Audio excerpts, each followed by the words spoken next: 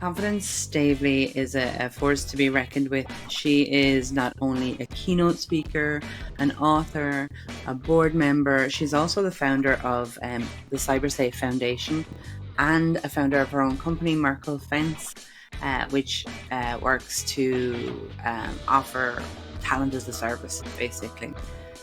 Confidence has grown so many great ideas and brought them all to fruition in a short number of years that you can't help but listen to what it is that she's done and walk away from it feeling inspired.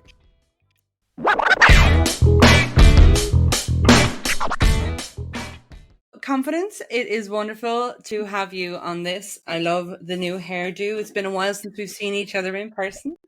And just, I love to give people a little bit of context as to how I've come across people, because sometimes I just randomly seek them out.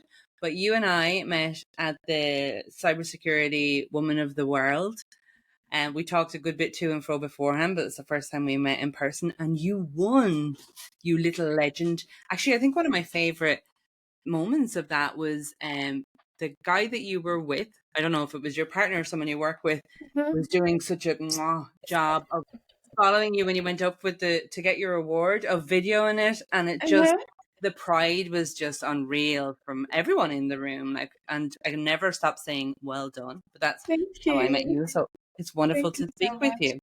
Thank you. Let's start with your background, because you're it's easy to say you're an inspirational person. Even watching any snippets of the videos that you put up on your LinkedIn and across all of your profiles would tell you that, but everybody's got to start somewhere. So for you, where did that journey start? Where did the inspiration come from? Thank you so much, Jennifer. And it's so lovely to finally be having this conversation with you. As regards my journey, for me, it was just a chunk of happenstance, like things leading to other things, in a way that led me here. So the first key thing was I grew up in an African home. Both my parents are Nigerian, and if there's anything to be said about Nigerian parents, they're very ambitious on their children's behalf. Like your child is your child is a boy, he likes the sciences. They just tell you, oh, you're going to be an engineer, and they start selling it to you as early as age 5. Cool. Those careers that are successful, and they've seen models of success for.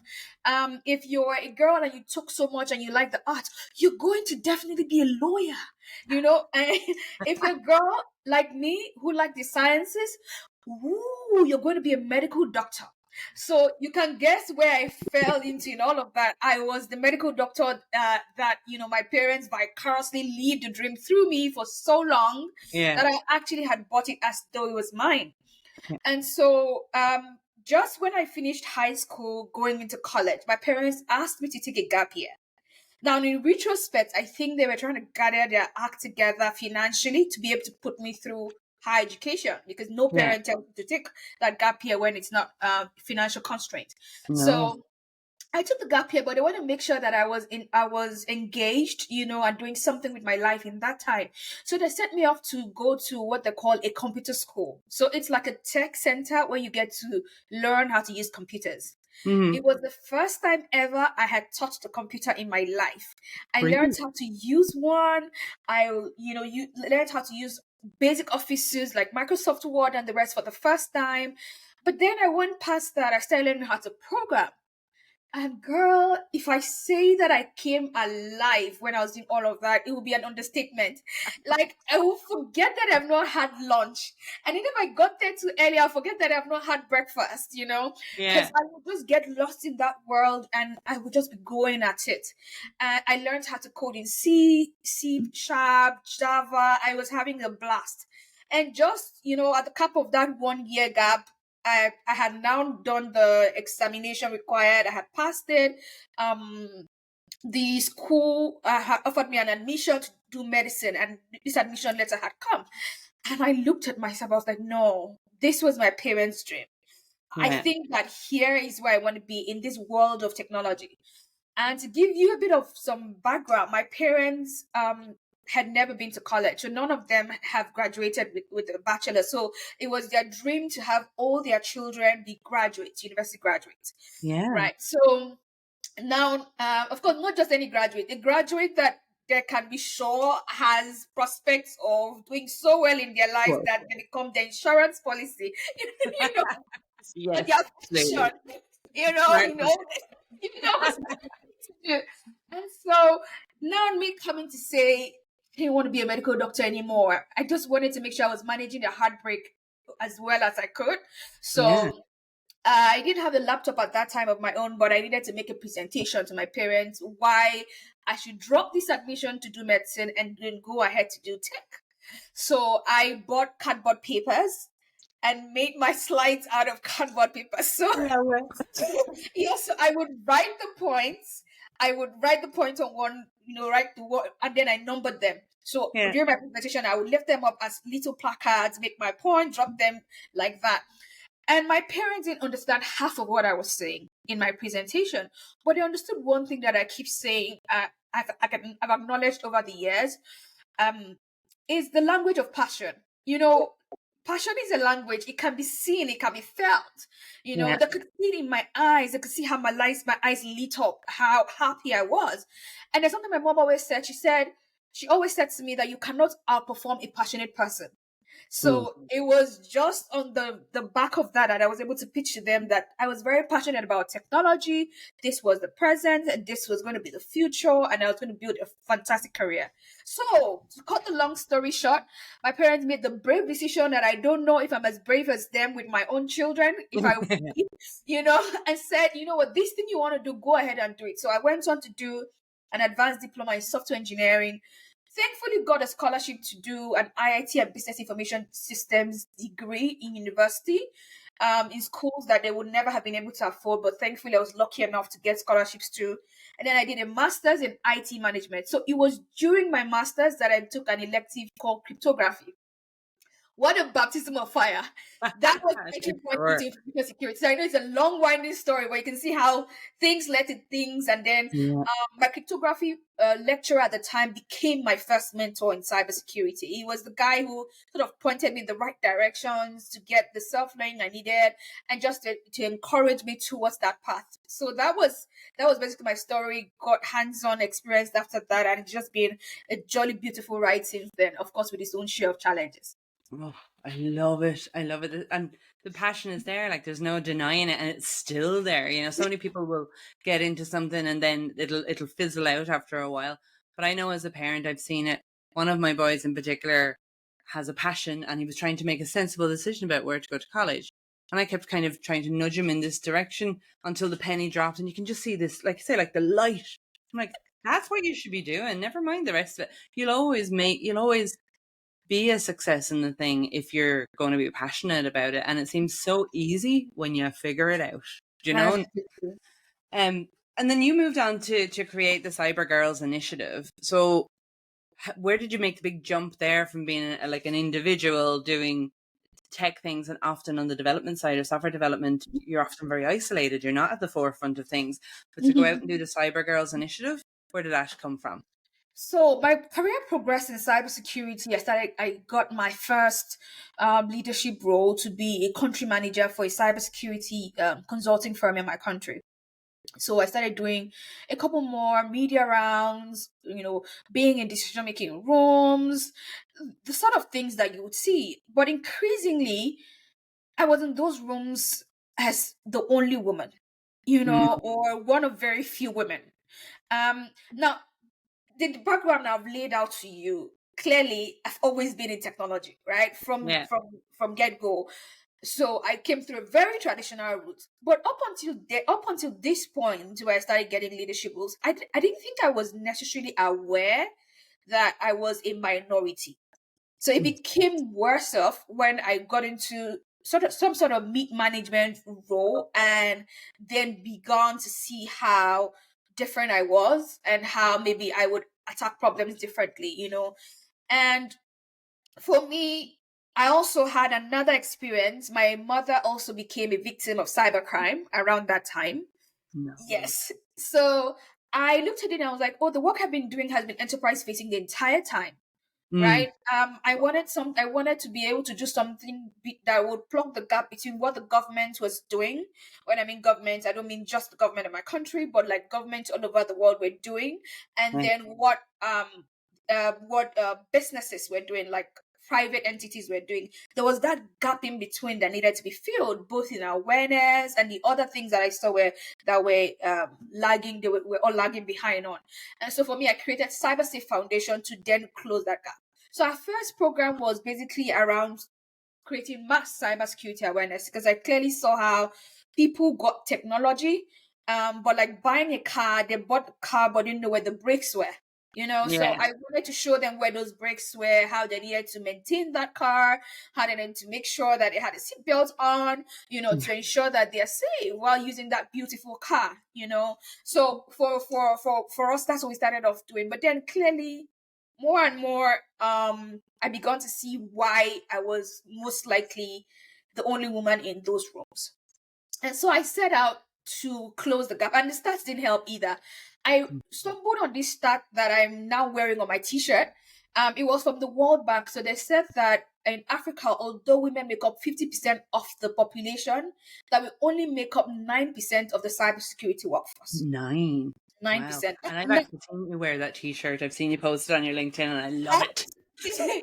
And it's not even that bad if you look at it as a pie chart. If you look at it as in a chain of numbers. So for example, if I put it this way, that if you met 10 cybersecurity professionals on the African continent working, only one of them out of the 10 will be a woman. That's what Mm. this means. So it's a crazy stat, and for me it was so mind-boggling that I didn't want to sit back and complain about it, right? Yeah. Because I wanted to make sure that I do something for it. And when I asked employers, why don't you have women in your teams? They simply said they didn't have women that were skilled to give opportunities for those roles. I said, okay, it's fine. No woman wants to be hired just because they're a woman, right? We want Yeah. to be hired because we are seen to be good enough for the job, and the best for the job, not even good enough, right? And Yeah. so how do we get there? It's in investing in skilling these women up and to ensure that they have the skills so they're able to compete favorably with their male counterparts for the opportunities down ground.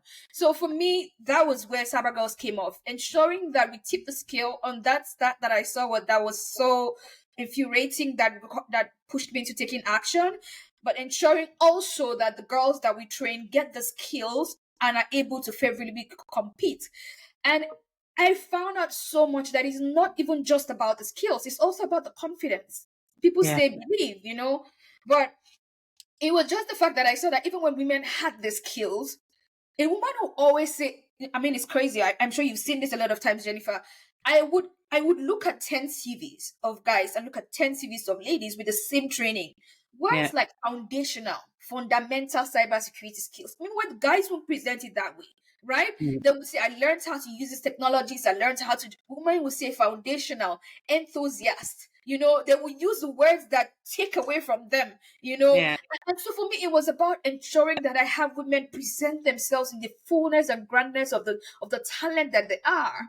And that has been my work through the CyberGirls Fellowship. We've been able to grow from delivering that training to just a few girls in Nigeria alone. We scaled it to 7 countries within Africa, then scaled it to 21. We're currently at 27. And it's been a Cool. beautiful journey, just seeing how these girls are able to become better versions of themselves. Aside protecting the enterprises, they're able to live and lead better lives for themselves and their families and their communities. It's just mind blowing. It's amazing the impact that you can have. And like you said, the confidence, ironically, that also being your name seems very appropriate.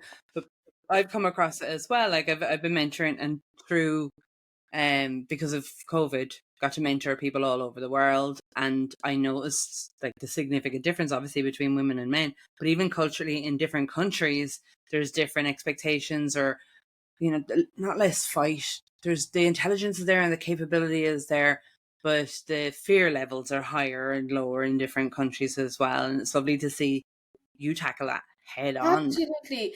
And just to add on to that, I think that in many cultures that are heavily patriarchal, we've socialized girls to be more agreeable, Yeah. more likable, less I don't want to use the word aggressive, but less forthcoming, Yeah. very now the word demure is used maybe in the wrong way, but I use it in that more demure.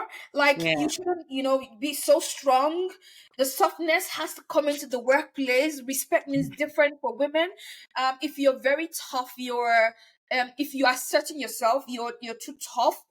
The B word is used, Yeah. all of that. But those are attributes that men succeed with in the Yeah. workplace. But women are required to not have those attributes yet, be able to somehow succeed. So it's very interesting dynamics, and I've seen that play out in very casual settings. And I use this example. I don't know if we're going to go past the time of our chat, but you can definitely cut this out if you want. I use this example. I have two kids come over to my house. They are sort of like relatives, or like family friends. They usually will Yeah. come over for every single holiday they have. The older one is a girl, right? She is just preteen at the time this thing happens, right?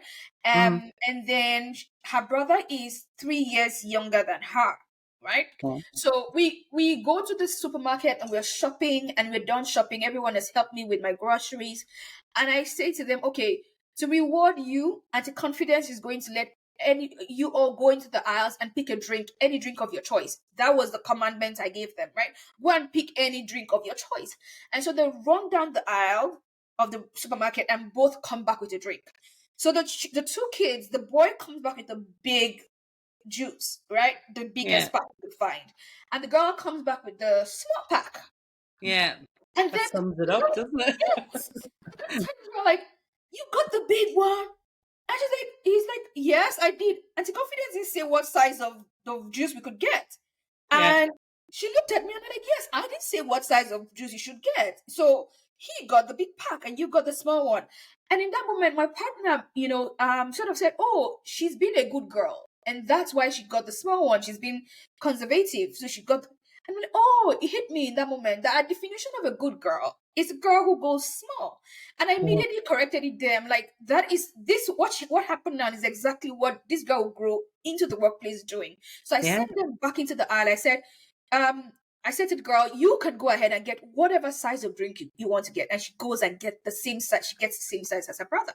And in that moment, I could clearly see why Mhm. a lot of those issues were happening. Why girls like that, as smart as she would go into the workplace, it would affect how she ask what how much she asked for a salary, for example. She'll be conservative around what she's asking for in a raise, because all her life she's been socialized that what a good girl means is ask for little, barely ask even. Yeah. And that's such a great visual. It's such a simple story, but oh my gosh, there's no denying it with that story. Like no denying it whatsoever. So then, like you said, you were the only woman when you started out first in the industry, and prior to doing something like setting up the getting involved with all of the girls and equalizing things, shall we say, how did you find it in that male dominated industry? Like, was there specific challenges that you faced yourself beyond, like you talked about the attitude and such, but was there anything else that you came across?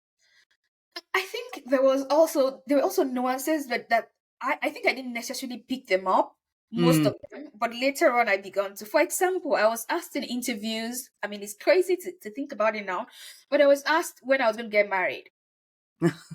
Now you know why they were asking me that. Of course, they want to know when I would want to have children and how soon Yeah. that was going to be, and all of that. So there were those things. There were things that I look back at now, and people got disappointed seeing sometimes that a woman was sent in. People would call me and would miss the emails thinking I was a man. I would be disappointed when we come on video and it's a woman addressing them and taking their technical requirements. There were those sort of things. Like, I was not synonymous with competence. It just wasn't. I had to prove that I was competent, but I also like to flip that coin a bit. Yeah. The truth is, because I was always underestimated, I always overperformed. The bar was always set so low that even if I just skipped, I would go over the rope. Um, True. so that was sort of like, a beautiful thing in its way. I mean, I'm a positive person, so I like to sit on the positive side of things. It also Same. it also meant that um I I got the satisfaction of seeing those people, their jaw drops, their jaw drop, and the Oh, satisfaction, yeah. whatever that would look like, and the surprise.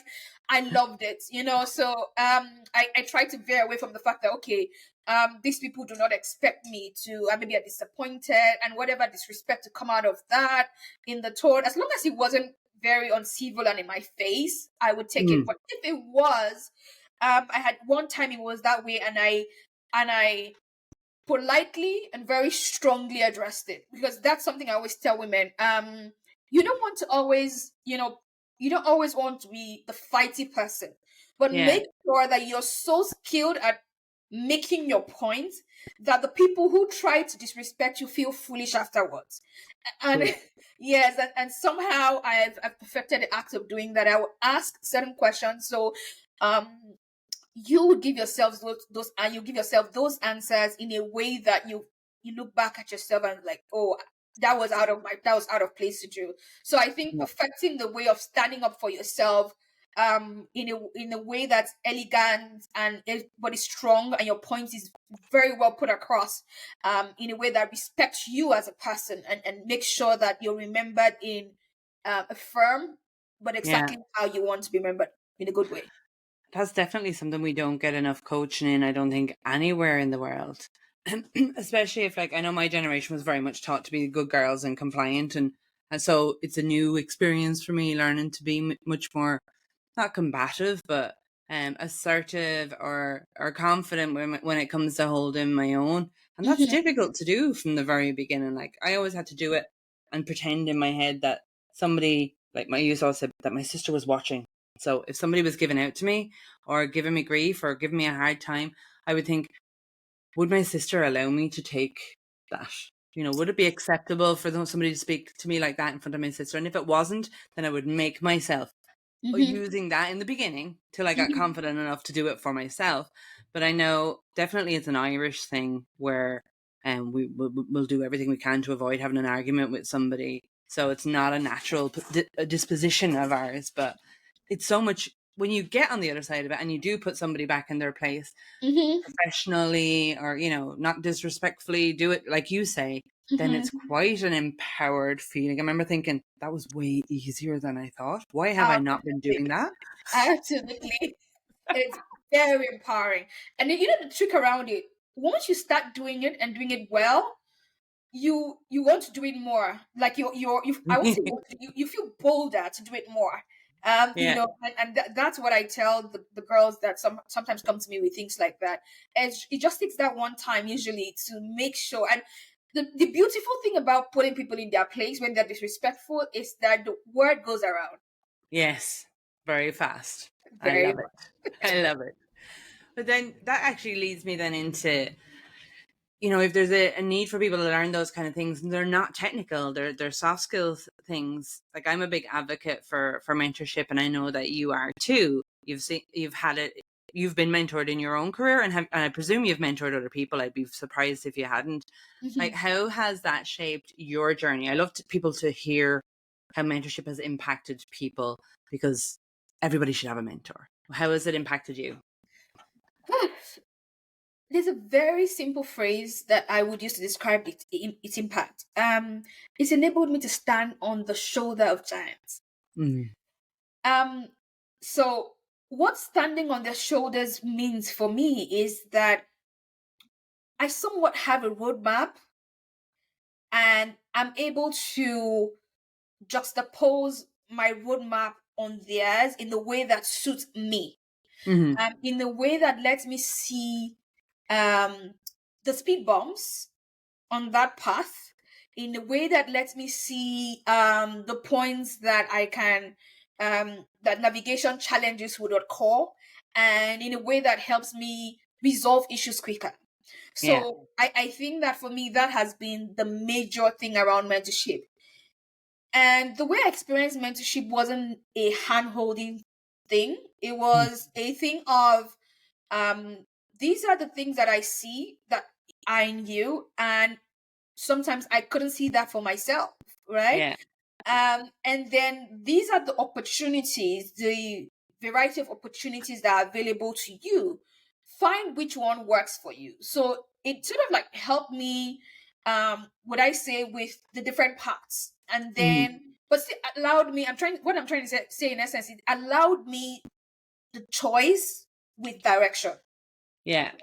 I think that's the very strong part of it, the choice of direction. Because I don't subscribe to mentorship where you're told what to do 100% Mm. of the time.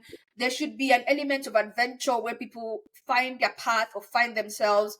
There should then be some sort of ability to see the what they call it, the blind spots. Yes, that's what I was trying to say. The blind spots in that journey and how to navigate them very quickly. So that is what I've been able to enjoy, the ability to be able to see what those options are, be able to make my pathway, be able to get expert advice on how to overcome challenges that I was going to meet on my path.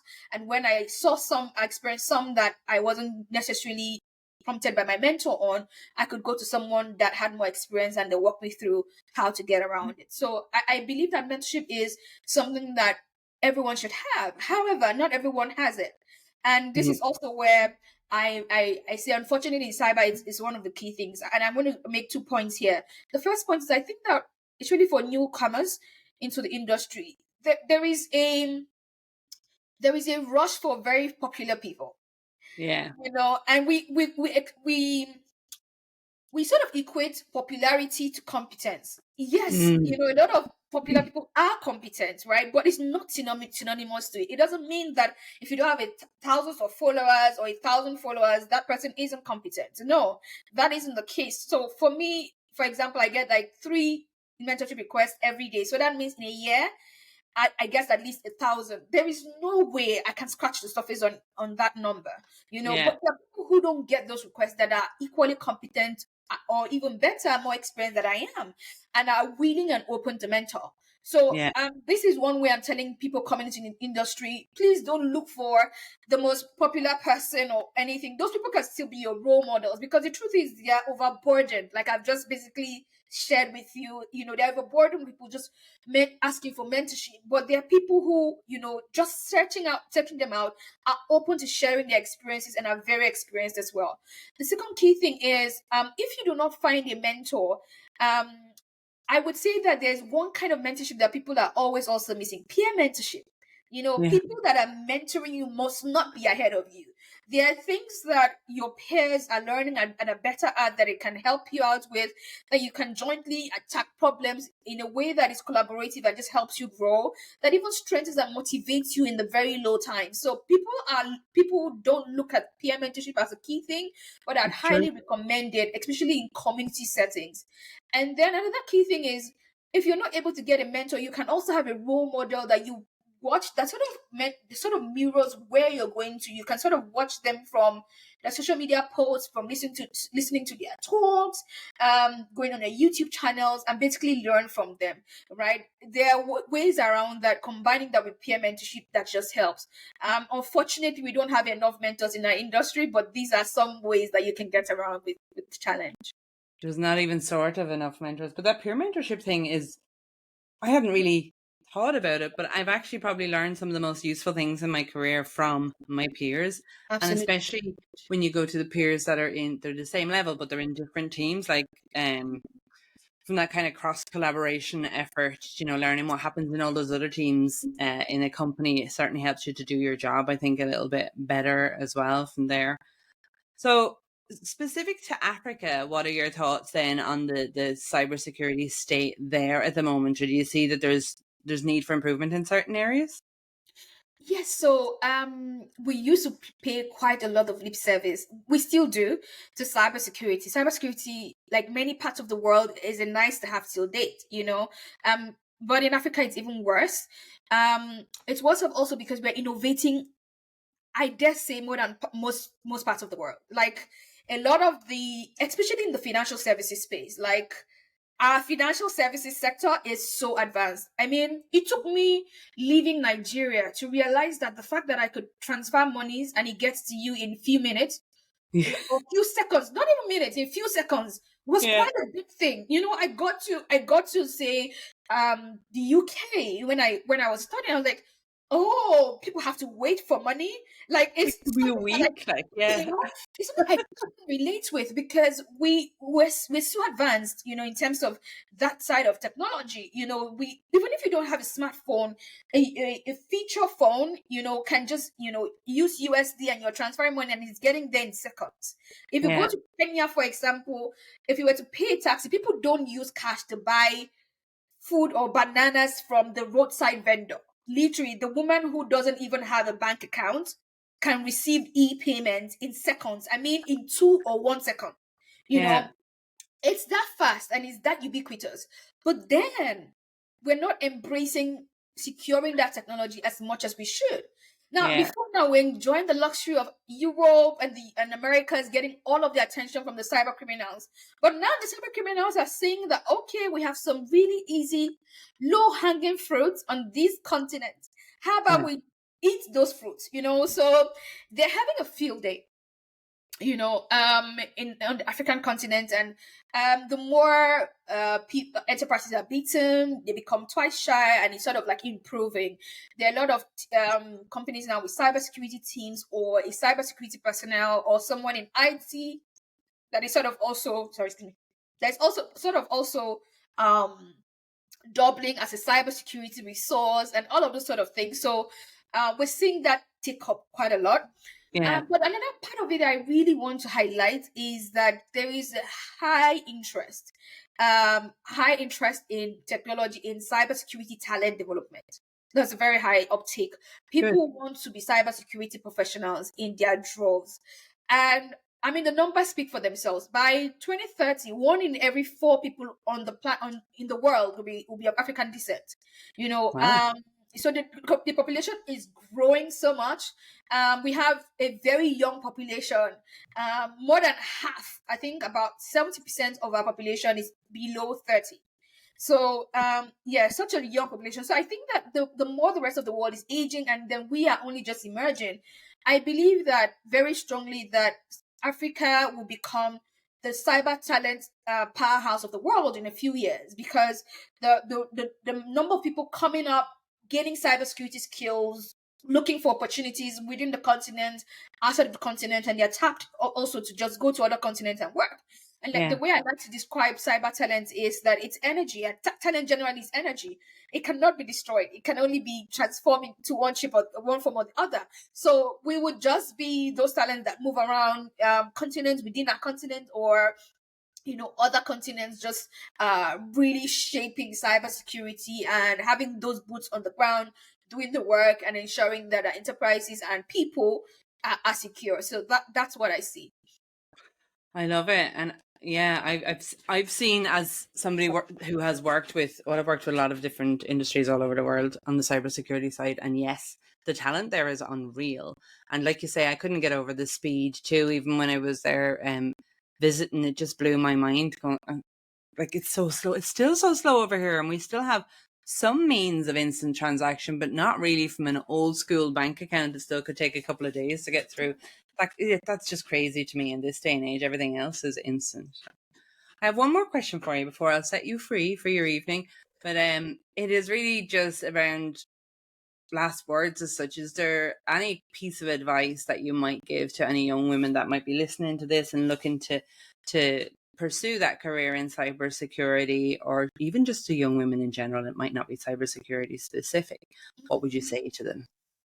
Um, First, I want to say that if you put your mind to anything, you can achieve it, you know. So go for it, girl, is what I would say, whatever that is. But if that is cybersecurity, I'm not going to sugarcoat anything I'm going to say going forward. Literally, it's I'm going to give you the hard stuff, right? If you're one who enjoys solving problems, like your own treadmill of life is solving problems and you get your satisfaction from it, you will absolutely love it here. The second key thing is, if you're one person who loves to learn, like learning is fun for you, you want to keep learning, you like the adventure of somewhat new and novel every other time, you know, something that is always coming up and you needing to catch on with that, cybersecurity is a great space to be.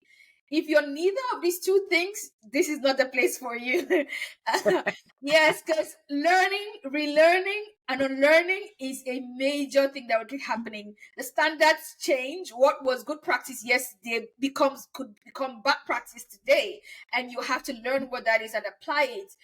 Every day of your life, you'll be solving different kinds of problems. So if that gives you fulfillment, then yes, there is definitely good space for you, regardless of where you want to be. If you want to be the technical person, trust me, you have everything in you. Your brain is wired to do hard things as well. And there's also hard in doing the side of things in cybersecurity that isn't technical. The world also needs you because you're solving big problems there, and there's space for you. Just come in and explore, have a blast, and have fun. I love it. Thank you so much. You make me want to go out and just change the world now. I'm all energized and ready to go. Thank you so much, Confidence. It's been fantastic. Thank you so much, Jennifer. It was a pleasure being here. Thank you for having me.